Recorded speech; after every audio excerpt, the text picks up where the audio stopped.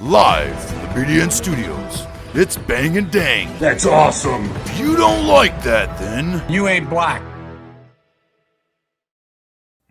Welcome back to Outlaws and Gunslingers with your hosts, Bang and Dang, Because we're back in the saddle again. with some more true crime. This one, very popular. Selena. Everybody has seen the movie, at least. Selena. That's at least late 80s, early 90s babies have, that's for sure. With Big Booty-O, Big Booty-O and Jennifer Lopez. The movie that made Jennifer Lopez famous, unfortunately. And Edward James Olmos. Oh, well, he was famous way before that, but yes. And who was the other one? That's it. That's it. Pretty much, right? I think so, yeah. Yeah. Yep. Killed by her president of her fan club, Yolanda Saldivar, who was embezzling money and just doing all sorts of shady shit. Thousands of dollars. Thousands. And Had to take her out, too. That's shot while she was running away. Oh, man. Mm-hmm. And then there was a standoff for a few hours where she was about to kill herself. And then they were like, nope, you're going to jail. Yep. And thus a legend was born. I mean, she was pretty big when she was alive. You know, Tejano music. She would have got bigger. Probably. She was only 20-something, right? Yeah, I'd say. 71, 81, 91. Yeah, she was only 23, 24. So, yeah, she would have been still probably huge. Right now? Gloria Estefan, huge. Maybe. She probably would have came and started doing pop shit like everybody else. She had a few pop songs already. Mainstream music or American ones, but yeah. Yeah. She probably would have gotten into the movies. With that, go check out our YouTube at Bang Dang Network. We post shorts, clips, and full podcast episodes of all of our podcasts.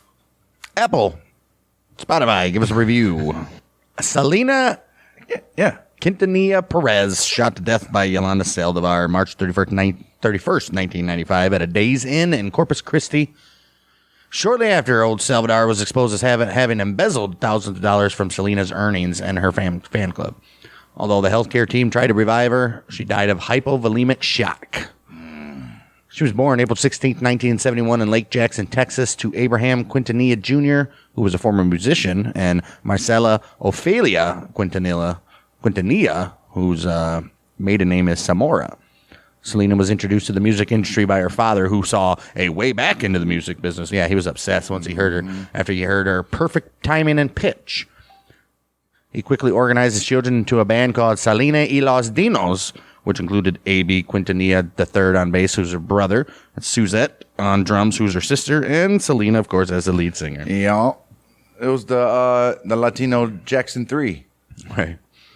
The band became the family's main source of income after they were evicted from their home during the Texas oil bust of 1982. Filed bankruptcy after the dad, after his Mexican restaurant failed as a result of the oil bust. I mean, what are you going to do? You don't got nobody to feed no more. It's going to fail, right? Family moved to Corpus Christi, Texas. Selena y los Dinos began recording music professionally. Year 1984. The band released its first LP record, Selena y los Dinos, with a small independent record company. Their dad wanted his children to record Tejano music, a male-dominated music genre popularized by Mexican Americans in the United States. But he wanted his daughter to do it. Be like, you can do it. Male dominated, yeah. Well, Selena's popularity as a singer grew after she won the Tejano Music Award for Female Vocalist of the Year in 1987. Wow. She landed her first major record deal with Capitol EMI Latin in 1989. Well, Yolanda Saldivar became a fan of Tejano music in the mid-'80s. She had originally disliked Selena because Selena had won awards for which Saldivar's favorite Tejano musicians were nominated. Mid-1991, Saldivar attended one of Selena's concerts in San Antonio with her niece. She became an ardent Selena fan after that. She particularly enjoyed the singer's stage presence and especially liked the song Baila Esta Cumbia. The day after the concert, Yolanda unsuccessfully searched newsstands for a souvenir of the event. Couldn't find it. Couldn't find anything. They're like, how is there not even a newspaper clipping? She got the idea of starting... Even a T-shirt or something. Right. Then she got the idea of starting a Selena fan club in the San Antonio area to promote the singer. According to Selena's father, Salvador tried contacting him and left him 15 messages. She said she only left 3. Abraham, which is Selena's father, contacted her to discuss her idea of starting this fan club. After meeting with Yolanda, he approved of her idea and gave her permission to proceed. You don't need her permission. All right. I guess you would have to sell like shirts and shit with her on it, but Saldivar became the founder and acting president of the Selena fan club in San Antonio in June of 91. As president, she was responsible for the membership benefits and collecting $22 in exchange for products promoting Selena, which was a t-shirt bearing the singer's name, exclusive interviews with the band, a fact sheet about Selena y los Dinos, and notifications of upcoming concerts. Nice. $22 a month? That's a lot. Proceeds from the fan club were donated to charities. Yeah, right. Suzette was the contact person between Saldivar and the Quintanilla family, and Saldivar did not meet Selena until December of 91. Oh. Wow. She's like, it took this long? Right.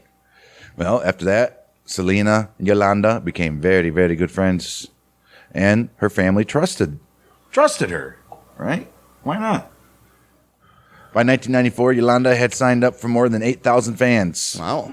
According to television news reporter and anchorwoman Maria Celeste Arras, Salvador had become the most efficient assistant the singer ever had. She later on wrote that people noticed how eager Salvador was to impress. Saldivar. Salvador. The journalist wrote that people noticed how eager Saldivar was to impress Selena and did anything the singer told her to do. One person told the journalist if Selena said jump, Saldivar would jump 3 times. She said, I'll do you one better. Right, 2 better. True. Yolanda gave up her career as an in-home nurse for patients with terminal cancer and respiratory diseases. I would too. She decided to fully invest her time in running the Selena fan club, although she was earning less than she did as a nurse. What are you going to do? 94. Why'd she? Oh, maybe, right. Yeah. That's probably why she started embezzling shit. 94, Selena opened 2 boutiques called Selena, etc. in Corpus Christi and San Antonio, both equipped with in-house beauty salons. Quintanilla Jr., who was her dad, thought Saldivar was a potential candidate to run the businesses because the family would be touring the country, obviously. He believed she was the best choice because of their success running the fan club. Right. The family agreed. January 94, Saldivar became the manager of the boutiques. I mean, come on. That doubles her income. Right. September of 94, Selena signed Saldivar as a registered agent as well in San Antonio. That's even more money. After being hired to run the boutiques, Saldivar moved from San Antonio to Corpus Christi to be closer to Selena. Oh.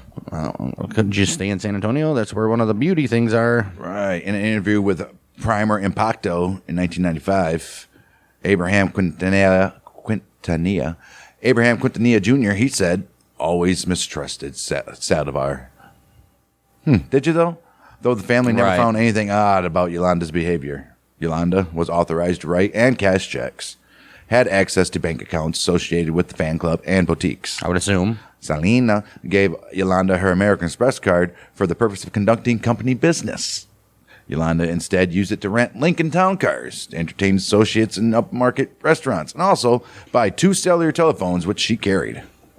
I mean, you got to have business expenses. You got to wine and dine people sometimes. Plus, you got to look good doing it. All right. Staff at Selena, etc. I think that's it, right? Right. It has to be. Complained that Yolanda was always nice when Selena was around, but treated everyone terribly when she was away. I bet. December of 94, the boutiques began to suffer. You think she got close to her just in spite of her, like, beating on We'll her? see. You always beat my favorite artist out. Right. I'm going to kill you one of these days. I'm going to get on your side and... You never know. All right. Staff levels at both stores had been reduced from 38 to 14 employees, mainly because Yolanda fired those she did not like. The remaining employees complained to Selena about Yolanda, but Selena did not believe her friend would hurt her or her business. Employees reportedly told Selena that Yolanda was two-faced and was unstable. She was mental, man. She got issues. Right. She's probably one of those ones that would freak out, and then when you say something back to her, she's like, start crying. Oh, I bet. Stop yelling at me. Right. I'm only trying to help her. I'm doing the best I can. Right. Some shit like that. And then Selena was probably always like, oh, don't worry. It's okay. It's okay. The employees then began to take their concerns to Abraham, who warned Selena that Yolanda might be dangerous. Selena did not believe that Yolanda would turn on her. Her daddy had a habit of distrusting people. January 1995, Deborah Ramirez, Selena's cousin, was hired to work in the boutiques and to help Selena expand the business into Mexico. Ramirez quit within a week telling Yolanda she was dissatisfied with the failure of staff members to report sales. Right. Well, you're there to help. Right. Ramirez also found receipts were missing from the sale of several boutique items. Yolanda told her, mind her damn business. And it was not her concern. Ooh. Well, Yolanda frequently clashed with Martin Gomez, who was Selena's fashion designer, who complained that Yolanda was mismanaging Selena's affairs. Everybody's telling her about her. Right. Jeez. Their animosity intensified during Selena's fashion shows. Gomez accused Yolanda of mutilating or destroying some of his original creations and said she never paid bills either. No. Gomez stated that Yolanda had established a reign of terror. The two were constantly complaining about each other to Selena. She's like, all right, geez, what the hell am I? Right. 20 freaking 4 years old, you guys.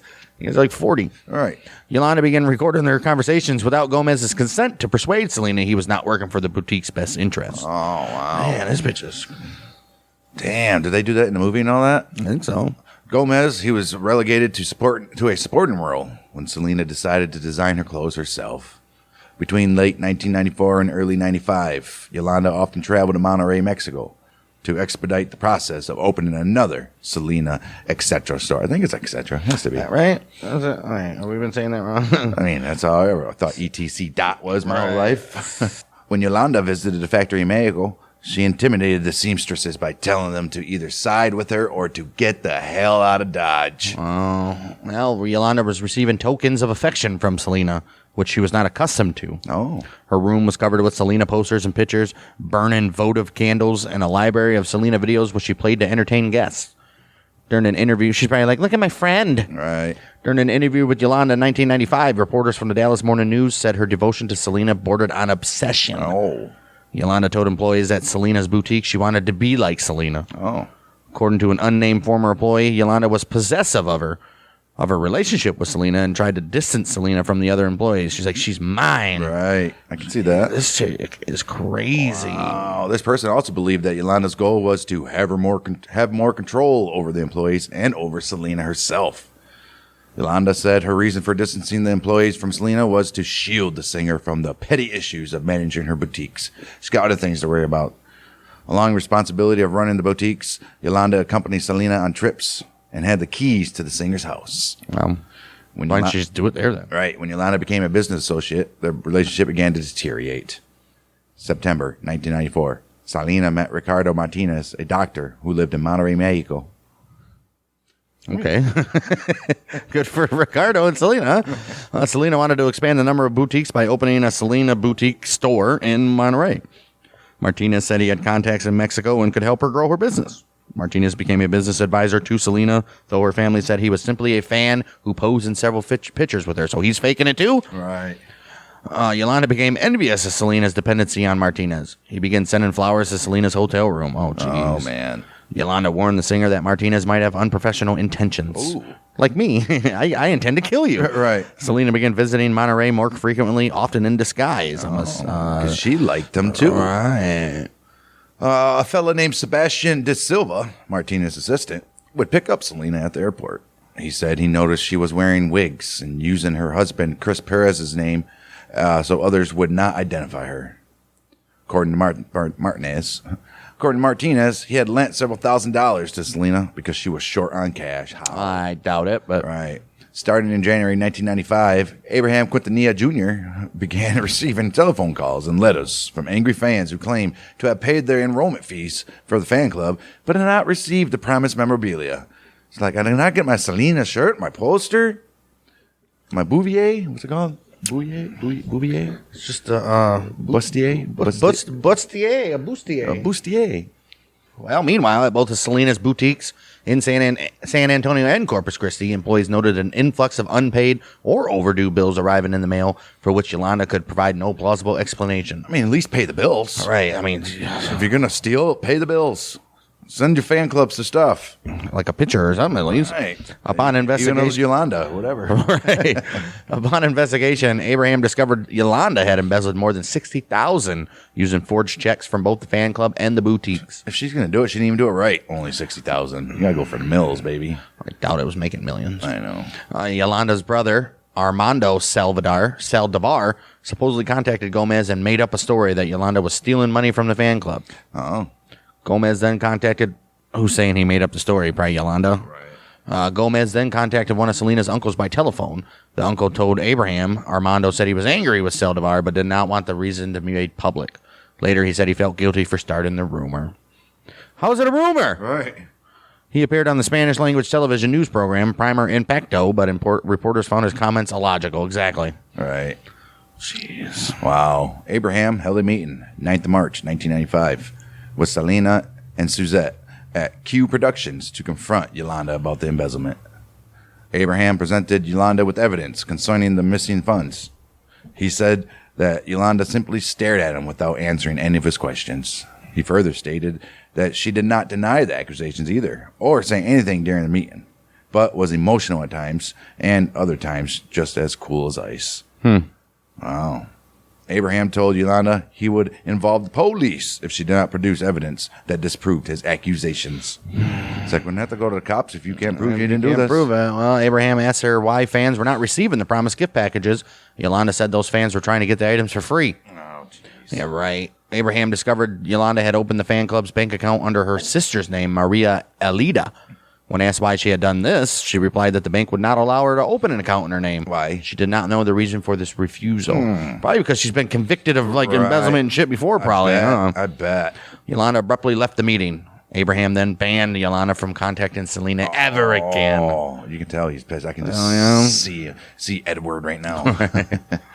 However, Selena did not want to end their friendship. She felt that Yolanda was essential to the success of her clothing line in Mexico. Selena also wanted to keep Yolanda close because she had bank records, statements, and financial records necessary for tax purposes. Okay, so you get them back. Yolanda's name remained on the payroll after the meeting, though her termination was pending on the retrieval of the financial records that were stolen. 25th of March, Selena told Suzette that she was planning on terminating Yolanda's employment soon. I'm going to do it soon, I promise. After the meeting, Abraham discovered the fan club's checks were signed with Maria Elita's signature in handwriting identical to Yolanda's. Of course. He concluded that Yolanda was writing forged checks using her sister's name, then cashing them and keeping the funds. Oh, wow. When Abraham was trying to retrieve the fan club's bank statements, he said they had vanished. Oh, jeez. He found a letter in Yolanda's handwriting stating that Maria had to close the bank account because of a major problem. According to the letter, a member of the fan club, Yvonne Perales, was sent to the bank to deposit $3,000, but she did not deposit the money and could not be found. What? Oh, what the hell? Yeah, members of the fan club going to deposit money? All right. A little fishy stuff going on there. Wow. The letter stated that Maria Elita found out about the situation too late and that Perales and the money were missing. Maria then wrote checks to be cashed by Yolanda, even though the bank account had no funds. The letter said that Maria was closing the account for that very reason and that the bank would have to cover the checks. Why would the bank have to cover it? If they close their account, they're screwed. Right. Abraham confronted Yolanda about Perales' identity. He said that Yolanda knew nothing of her. Abraham also said that Yolanda did not trust the treasurer of the fan club, but she had trusted a complete stranger to deposit $3,000. Right, exactly. He told Yolanda, tell that lie to someone else.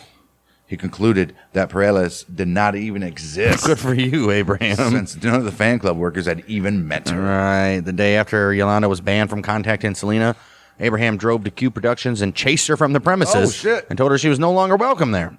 Same day, Selena and Yolanda argued by telephone. Oh. Selena hung up and told her husband she could no longer trust her. Singer and Chris Perez were unsatisfied with Yolanda's explanation for why the items were unaccounted for. Right. About time. All right. According to Abraham, there were 4 attempts to murder Selena. Oh, shit. He says Selena removed Yolanda's name from the boutique's bank account on March 10th, 1995. She was replaced as fan club president by Irene Herrera. The very next day, Yolanda purchased a gun at a place to shoot. Oh, jeez. A gun shop and shooting range in San Antonio. She bought a Taurus Model 85 snub-nosed 38 caliber revolver and a 38 caliber hollow point bullets, which are a type of expanding bullet which cause a more lethal impact and more extensive injuries than typical bullets, obviously. Yolanda told the clerk she needed protection in her job as an in-home nurse because a patient's relatives had threatened her life. March 13th, Yolanda went to her lawyer and wrote her resignation, which Abraham believed was her alibi. The same day, Yolanda drove to Corpus Christi and checked into the Sand and Sea Motel. Selena was in Miami at the time. Abraham believed this would have been the first attempt to kill Selena. When Selena arrived in Corpus Christi March 14th, Yolanda contacted her to schedule a meeting. Yolanda told Selena there was too much traffic and asked her to meet her at a parking lot 25 miles away from Corpus Christi. Upon arriving, Selena told Yolanda she could remain in charge of her business affairs in Mexico. She's like, damn, I was going to fucking shoot you right in the face, too. Right. Jeez. Man, Selena is just... What a retard. Right. According to Selena's daddy, Selena wanted to continue employing Yolanda until she could find a replacement. She didn't want to get off track, I guess. Right. Yolanda showed Selena the gun she had bought. Selena told her to get rid of it and said she would protect Yolanda from her daddy. She said, I'll protect you from my daddy. Abraham believed that was the reason she did not kill Selena that very day. The next day, though, Yolanda returned the gun to the shop, saying her father had given her a .22 caliber pistol. I don't need this. I got this. 26th of March, Yolanda stole a perfume sample and more bank statements from Selena and Mexico. Oh, geez, she just can't get out of her own way, huh? Yolanda accompanied Selena on a trip to Tennessee, meanwhile, while the singer finished recording a song for her crossover album. Jeez. Selena told Yolanda some bank statements were missing and asked her to return them as soon as they returned to Texas. Yolanda repurchased the gun on March 27th. She's like, all right. All right, I'm enough of this shit. And asked Selena, that 22 just... Jeez, it's just not good enough. And then she asked Selena to meet her alone at a motel room. This was her second attempt to kill her. News of Selena's arrival spread, and she was soon mobbed by fans. Oh. Abraham believed her fans saved her life that day, as there were too many witnesses. Right. Jeez. Wow. According to him, the third attempt to kill Selena was during Yolanda's trip to Monterey in the last week of March. Dr. Martinez received telephone calls from Yolanda crying hysterically and saying she had been raped on the 29th of March. The very next day, Yolanda again called Dr. Martinez, who said the call sounded as though someone was trying to snatch the phone away from her. He sent an employee to a motel room to investigate. The employee found that she just left a few minutes earlier. Just missed her. Next day, Yolanda returned from her Monterey trip and checked into Days Inn Motel. She contacted Selena and told her she had been raped. According to Abraham, this was the last message they received from Yolanda. He believed this claim was her new alibi. Yolanda asked Selena to visit her at her motel room alone, however. But her husband, Chris, accompanied her. According to Chris, he waited by his truck as Selena went alone to Yolanda's motel room. As Chris was driving back to their house, Selena noticed Yolanda had failed to give her the correct bank statement she needed. Oh, jeez, dude. Yolanda tried contacting Selena through her pager. She desperately wanted Selena to take her to a hospital that night. She told Selena she was bleeding due to her rape. Abraham believed that Yolanda was trying to get Selena to return to the motel alone. But her husband told Selena it was too late and did not want her to go out alone. She's like, do it later. Unbeknownst to Perez, Selena agreed to meet Yolanda the very next morning. That same day, Selena contacted Leonard Wong, which was March 30th, about the perfume samples he had made for her. According to Wong, Selena told him she would be meeting Yolanda the next morning to pick up the samples that had been stolen from her. The same day, she told another employee at the boutique she was expecting to fire Yolanda. The employee followed Selena to her home that night because she was concerned over the singer after their discussion about Yolanda. 7:30 a.m., March 31st, Selena left for Yolanda's motel room. Biggest mistake of her life. At this very motel, Yolanda told Selena she had been raped in Mexico. Selena took her to Doctors Regional Hospital, where medical staff noticed that Yolanda showed clear symptoms of depression. Yes, and probably other things. She told medical staff that she had bled a little. The staff noticed Selena angrily respond that Yolanda had told her the opposite, that she was bleeding pretty good the day before. Profusely, maybe? Nurse Carla Anthony informed Yolanda she needed to travel to San Antonio to see her gynecologist because Yolanda was a resident of San Antonio. The hospital was in Corpus, and the rape occurred outside the country. Yeah, 3 different things here, huh? Right. While driving back to the motel, Selena told Yolanda it would be best if they stayed apart for a while to avoid upsetting Abraham. Daddy. According to Dr. Martinez, Selena had tried to contact him that morning, but he could not speak on the phone because he was performing surgery. Well, that makes sense. All right, 10 a.m., Abraham contacted Selena's husband, Chris, to determine Selena's whereabouts, as she was due to record a song at Q Productions that morning and had not arrived. Oh, shit. Chris called Selena on her mobile phone and reminded her of the scheduled recording, so she answered, Right. Well, she answered and said, she forgot about the session, and she was taking care of one last item of business and would be at the production studio soon afterwards. This was the last telephone call Selena answered, and was the last time her husband spoke to his wife. At the motel room, Selena and Yolanda began arguing. Motel guests complained about loud noises coming from Yolanda's room. They said they heard two women arguing about business matters. Selena told Yolanda she could no longer be trusted, demanded that she return her financial papers. Selena then dumped Yolanda's satchel containing bank statements onto the bed and saw the gun. She should have grabbed it. 11:48 a.m. Yolanda pointed the gun at Selena. Well, she didn't. I would have ran as soon as she saw it. Like, bye. Right. As Selena tried to flee, Yolanda shot her once on the lower right shoulder, puncturing an artery and causing a massive loss of blood. Isn't that crazy? Get shot in the shoulder. Trinidad Espinoza, the hotel's maintenance man, reported hearing a loud bang, which he likened to a car engine misfiring. Selena was critically wounded. She ran towards the lobby, leaving a trail of blood 392 feet long. Holy shit, dude. She was seen clutching her chest, screaming, help me, I've been shot. Yolanda was still chasing after her, pointing the gun at her and calling her a bitch. Bitch, you can't fire me. I made you. Wow. According to motel staff, Yolanda seemed calm and went back in her room after chasing Selena. According to Carlos Morales, who was waiting outside the motel, he heard screaming and saw Selena running towards him. She grabbed Morales and screamed, "They'll shoot me again." Motel staff noticed her clothes were soaked in blood when she approached the lobby. She collapsed on the floor at 11:49 as hotel manager Barbara Schultz telephoned emergencies. Jeez, Selena screamed at the staff, telling them, lock the door, she'll shoot me again. The singer identified Yolanda as her assailant and gave the number of the room where she had been shot. She was mortally wounded and terrified, quote unquote, when she identified Yolanda, having said her last words, Yolanda, 158. Shauna Vela and hotel sales manager Ruben De Leon tried to stop the flow of blood. They ain't stopping that. Selena's condition began to deteriorate rapidly as motel staff attended to her. Jeez. De Leon tried to talk to Selena, but noticed she was beginning to lose consciousness. He said she was moaning and moving less often. De Leon noticed Selena's eyes had rolled back and that she went limp. Ah, man. Ambulance arrived at the scene 1 minute and 55 seconds later. Wow. Wow. Well. Paramedics tore away the green sweater where the bleeding was taking place and applied a Vaseline gauze to Selena's wound, which stopped the surface bleeding, not inside. Selena's heartbeat was very slow. A paramedic performed cardiopulmonary resuscitation to keep her blood circulating. Paramedic Richard Fredrickson said it was too late, and he found a thick pool of blood from her neck to her knees, all the way around on both sides of her body. Jeez. Fredrickson could not locate a pulse when he placed his fingers on her neck. He felt only muscle twitches. Yeah, that's a lot of blood. Gone. A paramedic tried inserting an intravenous needle into Selena, but her veins had collapsed because of the massive blood loss and low or no blood pressure, making the insertion extremely difficult. Local police closed off Navigation Boulevard where the hotel was. When paramedics delivered Selena to Corpus Christi Memorial Hospital at 12 p.m., her pupils were fixed and dilated. There was no evidence of neurological function, and she had no vital signs. She was declared clinically brain dead at this time. Right. Doctors were able to establish an erratic heartbeat long enough to transfer her to the trauma room. Wow. Jeez, dude. She lost, like, all of her blood. Right. Doctors began blood transfusions in an attempt to reestablish blood circulation after opening Selena's chest and finding massive internal bleeding. Selena's right lung was damaged. Her collarbone was shattered. Her veins were emptied of blood. Doctors widened her chest opening, administered drugs into her heart, applied pressure to her wounds. Dr. Louis Elkins, cardiac surgeon, arrived in Memorial Hospital and said he saw doctors making heroic efforts to revive Selena.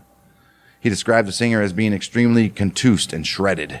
The right side of her chest, all tissue was ripped. Jeez. By the time Elkins arrived, an emergency doctor began massaging her heart after it had stopped beating. Elkins reported how all efforts were futile and said he had been the receiving doctor. And he said had he been the receiving doctor, he would not have made any treatments on Selena. He felt obligated to continue after the emergency room doctor made the decision to reanimate the singer. Right. Elkins said a pencil-sized artery leading from the heart had been cut in two by the hollow point bullet. Jeez. And that 6 units of blood from the transfusion had spilled out from her circulatory system. Jeez, Right. dude. Right. There were Nothing to a waste put it of there, blood. right? Jeez. Why would idiots? A breathing tube was administered after Selena stopped breathing on her own, while a clamp was placed on her gushing, pierced artery on her collarbone. After 50 minutes, doctors realized the damage was irreparable. Selena Perez was pronounced dead March 31st, 1995, 1:05 p.m. at the age of 23, 16 days, right before her 24th birthday.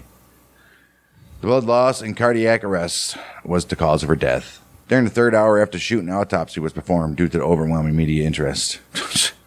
It was revealed that the bullet had entered Selena's upper right back near her shoulder blade, passed through her chest cavity, severed the right subclavian artery, and exited her right upper chest. Jeez. Man. It took minutes from the point of impact of the bullet that Selena lost virtually all the blood in her body, which contributed to her rapidly bleeding. No, I wouldn't say it contributed. That's kind of how you bleed to death. Doctor said that if the bullet had been only 1 millimeter higher or lower, the wound would have been less severe. It's always that, right? Right. After the shooting, Yolanda entered her pickup truck and tried to leave the motel parking lot. Motel employee Rosario Garza saw her leave her room with a wrapped towel. It was later thought she was going to Q Productions to shoot Abraham and others who were waiting for Selena. I bet she probably was. Wow. Well, she was spotted by a responding police officer in a vehicle. The officer left his vehicle, drew his gun, and ordered Yolanda out of the truck. Yolanda did not comply. She backed up and parked adjacent to two other cars. Her truck was then blocked in by a police vehicle. Yolanda picked up the pistol, pointed at her right temple, and threatened to commit suicide. A SWAT team and FBI crisis negotiating unit was brought in. Musicologists, there's such thing, I guess. Himalis Novas later said the event was reminiscent of O.J. Simpson's planned suicide 10 months earlier. No correlation. No. Larry Young and Isaac Valencia. So stupid. It's just like O.J. Larry Young and Isaac Valencia began negotiating with Yolanda. They ran a telephone line to their base of operations adjacent to Yolanda's truck as the standoff continued. Lead negotiator Young tried to establish a rapport with Saldivar and persuade her to give herself up. Valencia suggested the shooting was accidental. Yolanda later changed her story, saying the gun went off by itself. She spoke to relatives in addition to speaking with police. Motel guests were ordered to remain in their rooms until police escorted them out. Later that afternoon, police drained the gasoline from the gas tank of her car and turned on the floodlights. Damn. I don't think I've ever seen that, right? Draining her gas tank. After the standoff entered its fourth hour, Valencia succeeded in getting Yolanda to confess that she had not intended to shoot herself. Confessed that she had intended to shoot herself. Yolanda said when she placed the gun to her own head, Selena tried to tell her not to kill herself. When Selena opened the door to leave, Yolanda said she told her to close it. She also said the gun went off when Selena left. During the sixth hour, Yolanda agreed to give herself up. But when she saw a police officer pointing a rifle at her, she panicked, ran back to her truck, picked up the revolver, and pointed at her head again. Jeez. What the hell? After more than 9 hours, Yolanda finally surrendered. By then, hundreds of Selena's fans had gathered at the scene. Ooh, they're going to get you. Many wept as police took Yolanda away. A press conference was called within hours of Selena's murder. Yolanda had not yet been named in the media reports. Wow. Assistant Police Chief Ken Bung and Abraham told the press the possible motive was Selena's intention to terminate Yolanda's employment. Oh my goodness, dude! You imagine your daughter just got shot and you have to sit there and talk to freaking people. Radio station KEDA AM broke the news of Selena's death. Many people accused the staff of lying because the next day was April Fool's Day. That's a hell of a thing to lie about, huh? Right. San Antonio, major Spanish language radio stations including Tejano 107 and KXTN FM and KRIO FM and KEDA AM began monitoring developments. Radio stations in Texas began playing Selena's music nonstop and taking the telephone calls from distressed fans. All major U.S. networks interrupted their regular program to break the news. The lead item on the national television network evening news program in Corpus Christi had been the end of the 1994-95 Major League Baseball strike. Oh, did they stop talking about that? Wow. Within 30 minutes of its announcement, Selena's murder was the lead item on all television stations in South Texas. Wow. Her death was front-page news in the New York Times for 2 days and was featured prominently on BBC World News. News of the singer's death reached Japan, where David Byrne first heard of the shooting. Don't know who that is. Univision and Telemundo were among the first national news stations to arrive at the crime scene. Wow. Coverage of the singer's death and the murder trial dominated American newscasts in 1995. Carlos Lopez of KMIQ 105.1 told the Corpus Christi Caller-Times that Tejano music is dead for at least today, and compared the reactions to Selena's death to reactions to the Wall Street crash of 1929. Okay. Bam. Why do people always do that? Right. It's not that guy. And called March 31st, 1995 Black Friday. Oh, wow. Was it Friday? Must have been, right? The media response Selena received was unprecedented. for a Latin artist, and Hispanic writers expressed how the mainstream media typically ignores people from the border. Newsstands were swarmed by people looking for items concerning Selena. A line for the edition of April 11th. A line for the edition of April 1st, 1995, Corpus Christi Caller-Times formed.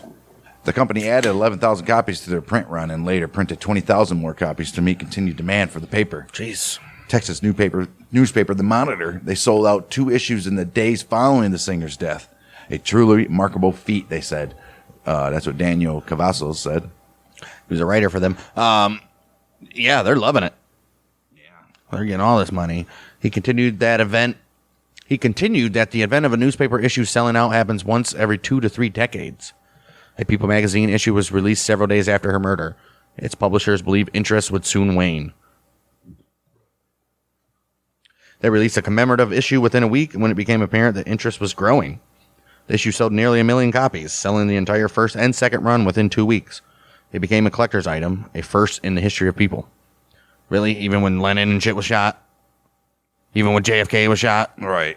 Get the hell out of here. Betty Cortina, editor of People, told Biography it was unheard of for an issue to completely sell out. I guess I don't know when People was debuted, but... All right. 74. Yeah, 74. Okay. Well, still, Lennon? Okay. Following months, success of Selena issue led the company to release People en Español, aimed at the Latino market. This was followed by Newsweek en Español and Latina magazine.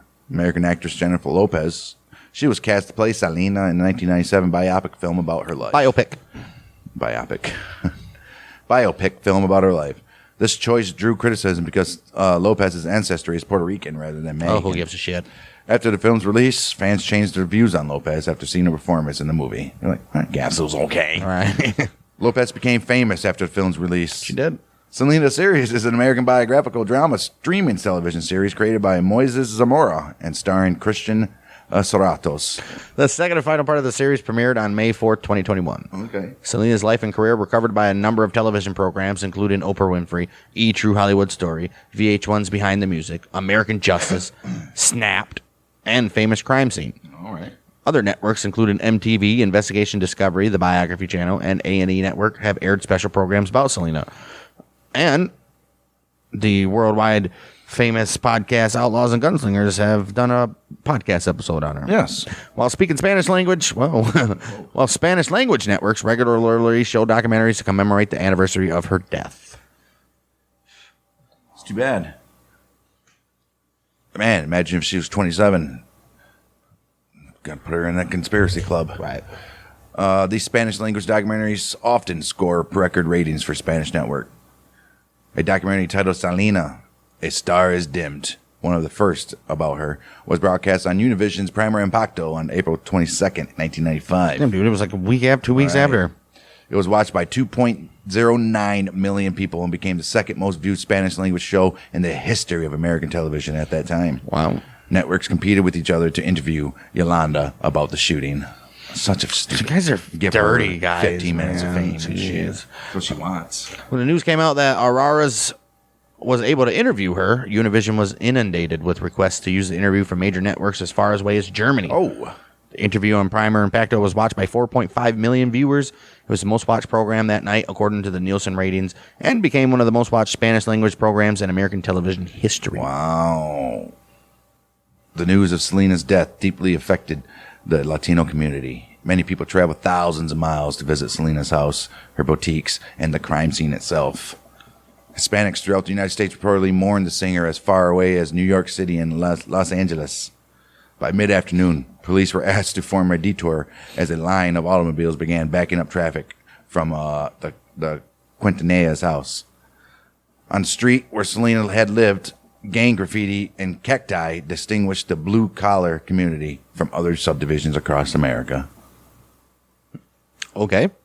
A chain-link fence in front of Selena's house became a shrine festooned with mementos as fans from across America left messages to Selena and the Quintanilla family. Most car drivers in Corpus Christi and those driving cars on Interstate 37 from Mexico turned their headlights on in her memory. Well, yeah, it's dark. You probably should. Right. Fans scribbled notes and messages, placed them on the door and doorstep of the room in which Selena had been shot. Soon after learning of Selena's death, people began speculating about the identity of her murderer. Some fans thought Emilio Navarro's wife had shot Selena. They believed she was jealous of Selena and Navarro's relationship. Johnny Pasillas, Emilio's brother-in-law and manager, frantically called radio stations in an attempt to quash the rumor. He said, "It ain't true." All right. Among the celebrities who believed the rumor were record producer Manny Guerrero, Pete Rodriguez, and American singer Ramon Hernandez. According to anchorwoman Herreras, Selena's death became the most important news story of the year for Latinos. Texas Monthly editor Pamela Koloff, she wrote that reactions to her death were equivalent to those following a political assassination. It kind of was. Reactions were compared to those that followed the deaths of John Lennon, Elvis, and JFK. Hey. Selena had a cult-like following amongst Latinos. After her death, she became a household name in the United States and a part of the American pop culture. She was more popular after her death than when she was alive, which... Right. Usually the case. Selena became a cultural icon for Latinos and was seen as a woman who was proud of her roots, who had achieved her dreams. Oh. According to Antonio Lopez of the Santa Fe, New Mexican, the day Selena was killed is a bookmark in the time and the memories of many Latinos. I bet. Or just Americans. Right. Maybe not, though. Right. According to Araras, women imitated her. Men worshipped her. Oh. In the aftermath, what is she? Rick Rude? Everybody, guys want to be me, girls want to be with me. In the aftermath of Selena's murder, 2 linked deaths in California were reported. Oh, really? Man, I mean, there are those super fans. Crazy. A drag queen planned to dress as Selena for performance was hit by a car and left to die. Oh, jeez. Actress Gloria de la Cruz auditioned for the role of Selena. Her body was later found in a dumpster in L.A. Her killer had strangled her and set her body on fire. Don't know what that has to do with Selena, but... Holy shit. Spanish singer Julio Iglesias interrupted a recording session in Miami for a moment of silence. Good for you, Julio. Among the celebrities who contacted Selena's family following the news was Gloria Estefan, Celia Cruz, Julio Iglesias, and Madonna. And Madonna. Concerts throughout Texas were canceled. La Mafia canceled their concert in Guatemala and flew back to Texas. Right. Tejano singer Ramiro Herrera and dozens of other Tejano artists also canceled their concerts. Ben Benavides, radio personality and owner of Tejano Review, told Corpus Christi Caller Times that March 31st would be remembered as the worst day in Corpus Christi history. Oh, no. American music industry executive Daniel Glass, he told Texas Monthly that he believes Selena would have enjoyed greater career success had it not been for... Oh, obviously. What people like to state the obvious. I think she would have been really good if she hadn't died. Jeez, a few days after her death, President of the United States Bill Clinton and his wife Hillary sent a letter of condolence to Selena's husband, Chris. A few days later, Howard Stern mocked Selena's murder, burial, and mourners and criticized her music. Stern said, "This music does absolutely nothing for me. Alvin and the Chipmunks have more soul. Spanish people have the worst taste in music. They have no depth." He then played Selena songs with gunshot noises in the background. Mind you, this is the same tea today that is... Wear your mask. Get a shot. The biggest of them all and did shit like this. So. Stern's comments and actions outraged and infuriated the Latino community in Texas. After an arrest warrant for disorderly conduct was issued for him, Stern made an on-air statement in Spanish saying his comments were not made to cause more anguish to her family, friends, and those who loved her. What were they? Just to be a dick. The League of United Latin American Citizens found Howard's apology unacceptable and urged a boycott of his show. Texas retailers removed products related to Howard Stern. Sears and McDonald's sent a letter expressing their disapproval of Howard's comments to the media because fans believe they sponsored his show. Like, we don't, man. Not anymore, anyways. On in between. Within a week, on NBC's The Tonight Show with Jay Leno, Stern and his co-host Robin Quivers were asked if Stern's remarks about Selena were acceptable. Quivers decided not to talk about the situation to avoid arguing with Stern. All right. When Linda Ronstadt, who was a pop singer of Mexican-American heritage, appeared on the show, she defended Selena and argued with Quivers over the matter. Oh. Yeah, there's a clip of that, obviously. Right. April 12, 1995, 2 weeks after Selena's death, then Texas Governor George W. Bush declared her birthday Selena Day in Texas. Oh. Bush said Selena represented the essence of South Texas culture. Right. Good for you, Bush. Then he choked on a peanut. Yes. At the time of Selena's death, 52% of all Latin music sales were generated by regional Mexican music. Most of this was Tejano, which had become one of the most popular Latin music genres. Selena's music led the genre's 1990s revival and made it marketable for the first time. Many media outlets described her as the queen of Tejano music. Major record companies included EMI, SBK, Warner Music Group, CBS, and Sony Music began signing Tejano artists to compete in the Latin music market. Fantastic. Maybe it was a plan. All right, following Selena's death, the Tejano music market suffered and its popularity waned. Radio stations in the U.S. that played Tejano music switched to regional Mexican music.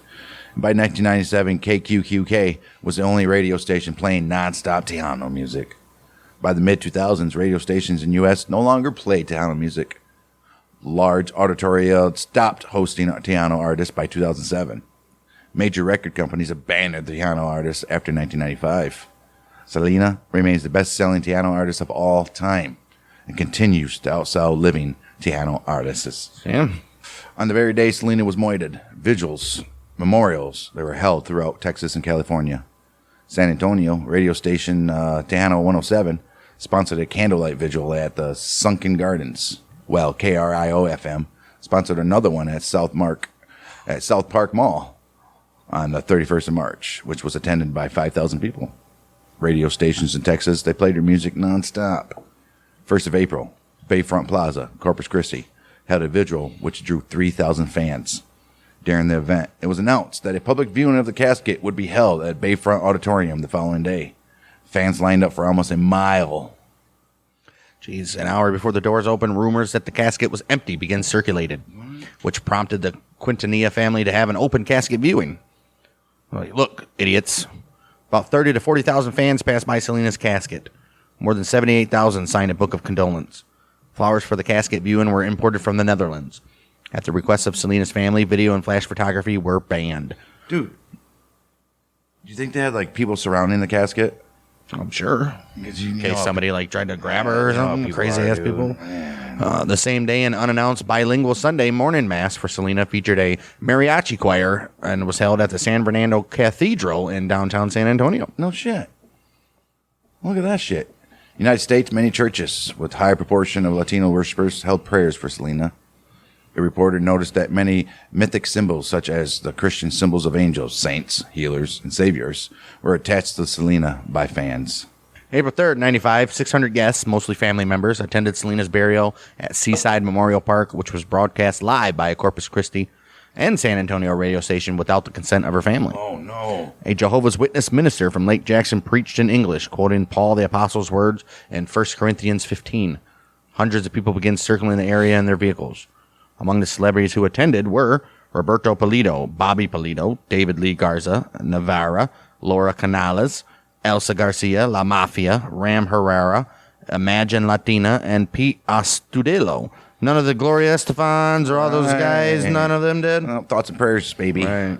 A special mass held the same day at the Los Angeles Sports Arena drew a record crowd of 4,000. Double record, but Selena had been booked to play there that night for her Amor Prohibido tour.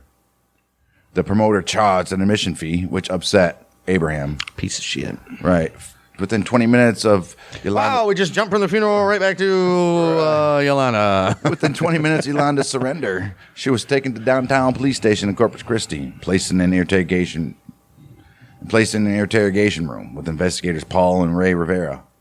Paul Rivera, who had investigated homicide since 1978, informed Yolanda of her right to an attorney, which she waived. Police investigators surrounded Yolanda's truck. She had cried out, "I can't believe I killed my best friend." Within hours, she was saying the shooting was accidental. Yolanda bail bond was $100,000. That's it, huh? But District Attorney Carlos Valdez persuaded the presiding judge to raise it to $500,000, which Why the death penalty had not been sought, they asked. Nueces County Jail was deluged with death threats, and there were public calls for vigilante justice. Some gang members in Texas were reported to have taken up collections to raise for the bond for Salvador, or for Yolanda, so they could kill her when she was released. oh wow. In prison, she faced more death threats from inmates. The Mexican Mafia, a dominant gang in the Texas penal system, reportedly placed a price on her head and spread the word that anyone who committed the crime would be a hero. Oh man. Damn, dude. Damn, I would if I was like a picked on white chick there, I'd definitely kill Right. Yolanda. Right. Right. Always getting yeah. And then you're the white dude from American Me. Right. And Blood In, Blood Out. Yolanda's crime was punishable by up to 90 years in prison and $10,000 fine. Wow. Right. Yolanda was kept at Nueces, man. We had that battle. Nueces County Jail under suicide watch before trial. State had difficulty arranging defense counsel for Yolanda. It was like nobody's like scummy ass defense lawyers didn't even want to defend her, huh? Right. A spokesperson said any lawyer defending Yolanda could face death threats. She was assigned a public defender named Douglas Tinker. Oh, geez, Douglas. Tinker's wife feared they would suffer from a community retribution and asked him not to take the case. Arnold Garcia, a former district prosecutor, was appointed to co-counsel. Well, Valdez, who lived a few blocks away from the Quintanilla family, chose Mark Skirka as the lead prosecutor. Judge Mike Westergren presided over the case, which was moved to the Harris County Courthouse in Houston, Texas, to ensure an impartial jury. I don't think it's impartial. It's still in Texas. Right. According to the Chicago Tribune, Selena murder trial's publicity rivaled that of the O.J. Simpson proceedings. No. Westergren, well, I've never seen any of it. Right. Westergren ordered that the trial would not be televised or taped, that's why, and limited the number of reporters in the courtroom to avoid a repeat of the Simpson circus. Yes, O.J. Simpson ruined it all. Right, yeah, idiot. Chicago Tribune reported the division of interest in the trial between Latinos and white Americans. Donna Dickerson, a white American magazine publisher, told the Chicago Tribune she had no interest in the trial because of Selena's Latino background. I'm sure she did. And said that Mexican Americans had not shown the same enthusiasm when Elvis died. Enthusiasm? What the fuck?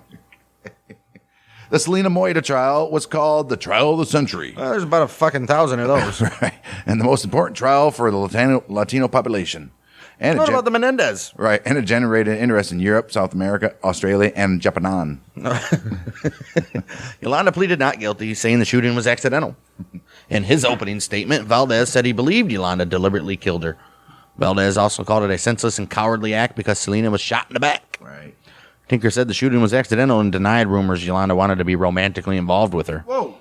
October 23rd, 1995, the jury deliberated for 2 hours before finding Yolanda guilty of murder. Damn right. She received the maximum sentence of life with no eligibility of parole for 30 years. Oh, shit. Well, so she is eligible for parole in 30 years.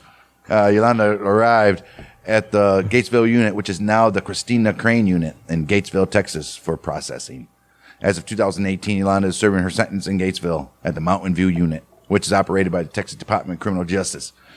She will be eligible for parole on the 30th of March in 2025.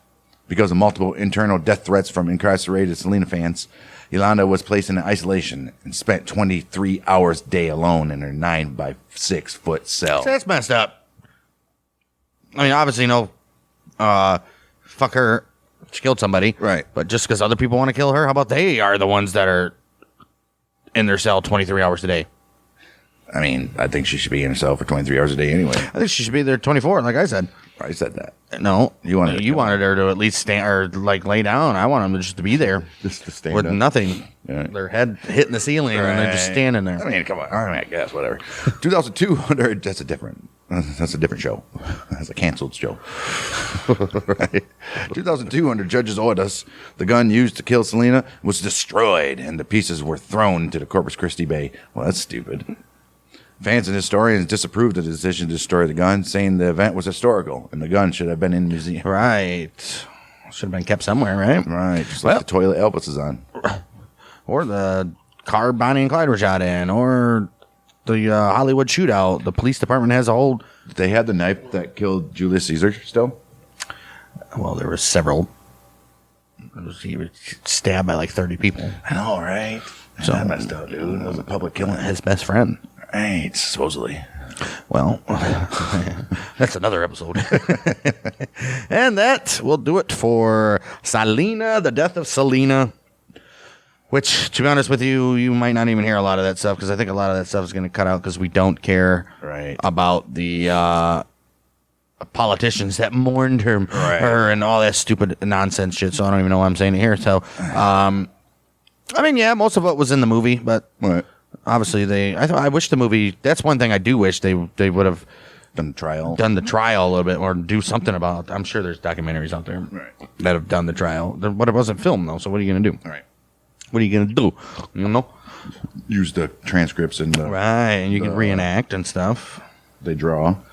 Right. The drawings. Yeah. Crazy stuff. Yeah, man. I remember when this happened. Didn't know who she was. I had no idea who she was until the movie came out. And then started going over friends' house that were Mexican. Everybody had a Selena poster on their wall and shit. I'm like, oh, okay. So she's actually pretty popular in the Latin community, I guess. So sure was. But, I mean, like I said at the beginning of the show, if you were born in especially late 80s, early 90s, well, especially late 80s, you probably have seen the movie and you probably were a fan of Selena afterwards. Right. White, Mexican, or whatever after that. At least the younger generation, all those old people, like those European Americans are talking about. Those are the old little white fucking bitches that are just idiots anyways. They don't care. Right. They didn't show this enthusiasm when Elvis died. Right. It's okay. Elvis also, Elvis basically killed himself. Well, Elvis basically stole everything that he ever did. Everything. So, especially from black people. So, I don't think anybody was too sad that he died, to be honest with you. But, no, well, you know what I'm saying? White people were, obviously. Right. Oh my gosh, Elvis is dead. The Beatles, John Lennon. I don't know how many black people or Mexican people were freaking out like the white people were. None. Probably not a lot. Jim Morrison. Well, nobody was. Janet Joplin. Yeah, really, nobody was, though. Hendrix. Nobody was. All right. Yeah, well, with that, that's going to do it for us in this episode of Outlaws and Gunslingers. Next week's episode will be Mafia of the Month, as we continue on our Gambino family, as we cover the namesake of the family, Carlo Gambino, next week. And so there's that. And then we'll get back to our true crime, because nobody has responded to us about whether they want Mafia the whole time. Right. So we're going to continue on our schedule of Mafia once a month. Continue on our regularly scheduled program. In the meantime, go check out our YouTube at Bang Dang Network, where we have this show every Tuesday, as well as our Battles of the American Civil War on Wednesdays, and Lee and Corey on the Case, which is a kind of improv scripted comedy series of two wacky private investigators solving wacky private investigation cases. Right. So you would check it out. That. And I think that's it. I think according to Wikipedia, is pretty much finished, except for big events. Not doing that weekly no more. There's no use for it. No. And that, we'll be back next week for Mafia of the Month, Carlos Gambino. We are the Month of Michiganders. Bang, dang.